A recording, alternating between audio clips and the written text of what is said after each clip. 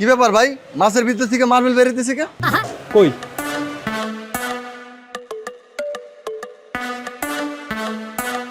না ভাই, হয়েছে কি ওই ওই মাছটা ওই খাবার মনে করে মার্বেল আর পাথর খেয়ে ফেলাইছে। আর এই মাছ একটু ওই মার্বেল পাথর বেশি খায়, তো এগুলো পরবর্তী সময়ে হজম হয় না, ওই মাছ কাটলে পেটের থেকে বাইরে হয় আর কি, বিষয়টা এমন। আরে ভাই, মানুষের আর কয়কাল নসু বানাবা? হ্যাঁ, নিজে মাছের পেটের ভিতরে মার্বেল হান্দাই হান গো মাছে মার্বেল খাইছে, জীবন হুনছো যে মাছে মার্বেল খায়? এই মিয়া, তুমি কি কইতেছো আমি ইচ্ছা করে মাছের পেটের ভিতরে মার্বেল ঢুকাই দিছি? তো আমি কইতে চাই তুমি ইচ্ছা করে মাছের পেটের ভিতরে মার্বেল হান্দাইছো, নইলে জিন্দেগি তো হুনছো মিয়া যে মাছে মার্বেল খায়, বাটপারি করার জায়গা পাও না।